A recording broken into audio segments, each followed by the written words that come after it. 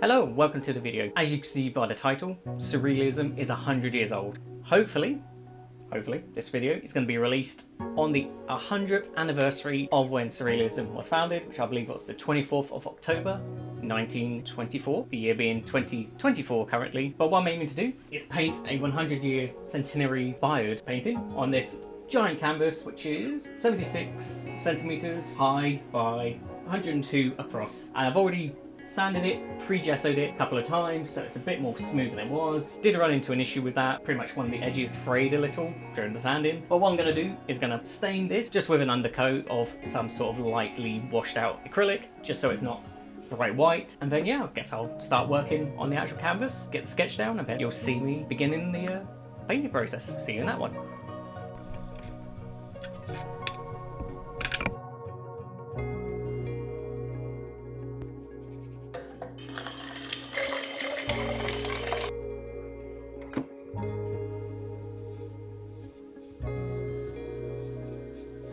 What is Surrealism?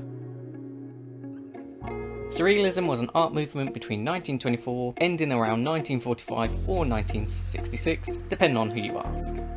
Defined in Andre Breton's 1924 Surrealist Manifesto as, quote, psychic automatism in its pure state by which one proposes to express verbally, by means of the written word, or in any other manner, the actual functioning of thought in the absence of any control exercised by reason, exempt from any aesthetic or moral concern, end quote. With Andre Breton's 1924 manifesto, the French Surrealist movement officially began. Although the term Surrealist already existed, having been coined by Guillaume Apollinaire in the 1917 play Les Mamelles de Trieste. Excuse my French. Initially a literacy group, it quickly adopted the visual arts into its identity, with many artists coming from the previous reactionary movement of Dada following the First World War. The aim of the Surrealists was to shock the observer with their irrational, juxtaposed and absurd imagery, often based on dreams, having been heavily influenced by the ideas of Sigmund Freud concerning the unconscious mind in his book The Interpretation of Dreams, published in 1899, which suggested that dreams were symbolic of repressed thoughts and imagery.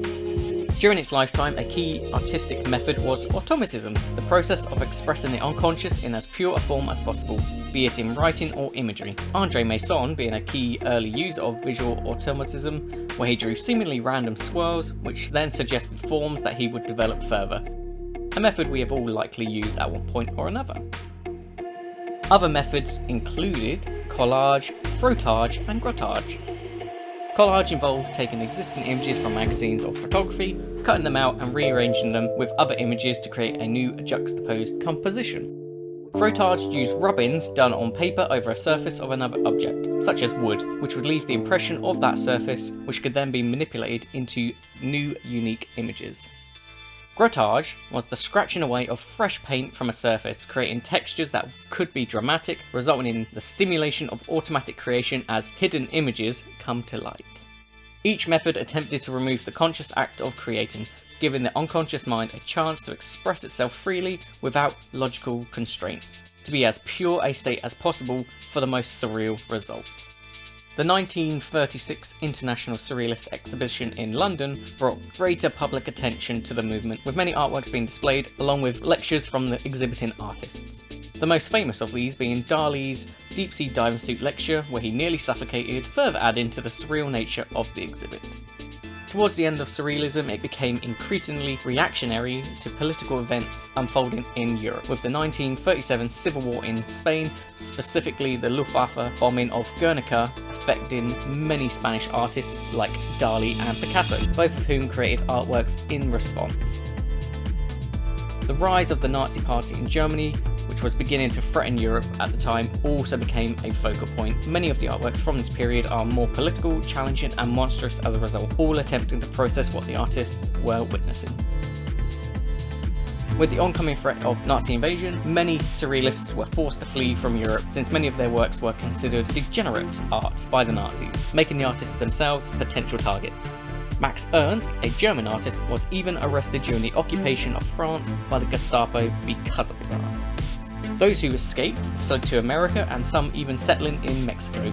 Peggy Guggenheim, a wealthy and highly important art collector, helped facilitate many artists' escape to America and was a key supporter of Surrealist art. She brought the Surrealist style of art to the American public, which were very accepted and captivated by these artists' work. The dropping of the atomic bombs on Japan in 1945 brought the end of Surrealism, although the death of André Breton in 1966 could also be considered the end. The artistic style and themes of Surrealism continue on, even influencing many artists today, including myself. Notable members of the movement were André Breton, Max Ernst, André Masson, Yves Tanguy, Kay Sage, John Muro, René Magritte, Salvador Dali, Leonore Carrington, Dorothea Tanin, Man Ray, Lee Miller, and many others spanning multiple countries and cultures. I'm not the only one celebrating 100 years of Surrealism. Both Christie's and Sotheby's live-streamed auctions earlier this year featuring surreal artworks, which included the record-breaking sale for a British-born female artist, according to Sotheby's, with Leonore Carrington's Les Distractions de Dagobert selling for $24.5 million US sale price, totaling $28.5 million with fees included. The Dali Museum also live-streamed a lecture focusing on Breton and the founding of Surrealism. Unscriptedly here, just coming in to say thank you for watching up to this point. Future me in the video will also say that as well. Surrealism is my favourite art movement. I first discovered it in, I must have been year 10, and it was with Salvador Dali. It was the first one, and then that became more significant to me in sixth form, where I really started to delve deep into Surrealism, the members, the ideas, the imagery. Been hooked ever since. Okay, looking at this tone at the moment, it's just a bit too bright, although it is relatively similar to my reference image there, so they're kind of similar. However, for the entire piece, if I move back, it's just very bright, so I think I'm going to have to darken the tone, probably make this a more dull yellow, maybe a bit more of a grey, a bit more of a brown. Ooh, just that, there we go. And then once we get the black lines in there as well, it should then look better, so that's what I'm going to do now.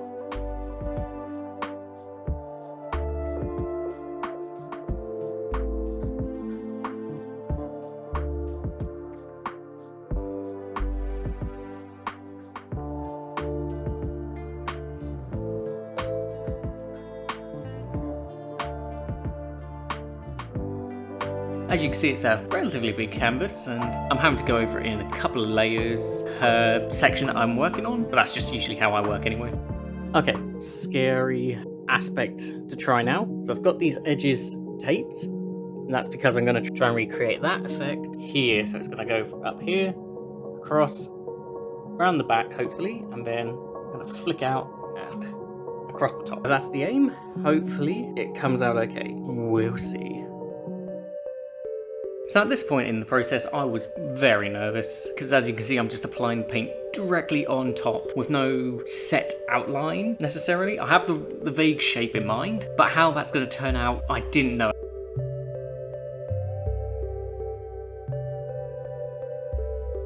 As I peeled the tape back here, I then realised I've made a slight mistake. As you can see, it's kind of got a cutout in that swirl. So then I'm having to quickly, while it's still fresh and wet, remove that and then reattempt it to then try and get the effect that I'm after in the shape that I'm also after.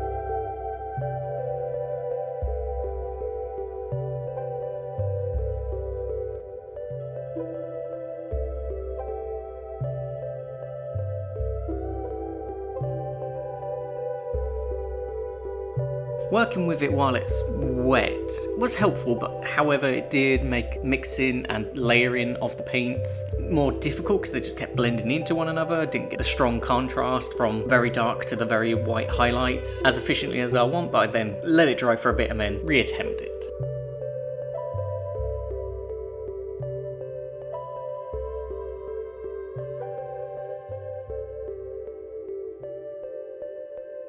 Okay, so it's done. Initially didn't tape off the correct areas and it had a bit of spillover and it just didn't look good, so I managed to wipe some of it clean. I've now got the general shape. I'm not happy with the overall tones. Like in the original, they're extra white streaks in there, whereas this blended in too much, probably because I was doing it too fast. So I'm going to let it dry for a bit, maybe tidy up a couple of these edges that look a bit flayed off, and then I'm going to go over with fresh paint just on top, get some highlight lines in there, and then hopefully that's this part here done, hopefully. As I mentioned, I'm now readjusting the shape, re-adding tones, and then I'm working on the background a little bit more.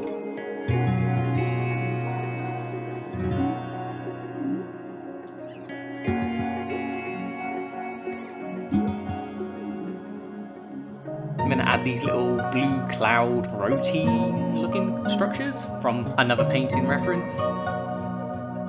And at this point where I'm adding the wall, this was the most stressful part for me because I started doing it and I immediately hated the tone that I started with. And then when I've corrected that, I got to trying to do the shade or the recesses. And my God, I was not a fan with that. I was struggling. I was completely disheartened by it. But then I just focused on one set section, really gave it my attention. And then I reapplied that per crevice as I went. And eventually I got to a point where I was happier with it.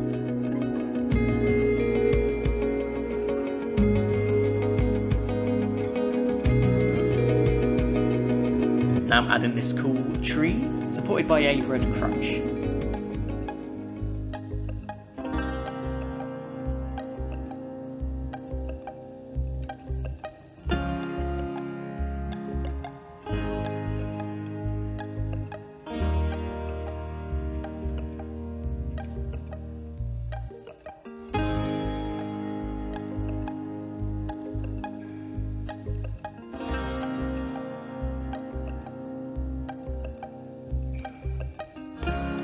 Now I'm adding an eye. This is from the Surrealist film Un Chien Andalou.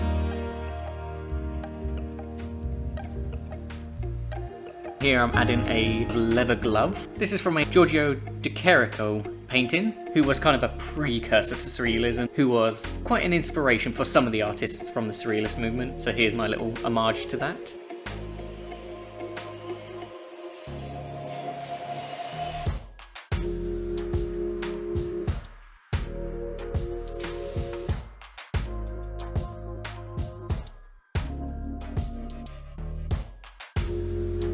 Now adding a thumb rock, which in the original film is holding the eyelid down slightly to then allow a blade to cut across the eye. It's quite a weird thing.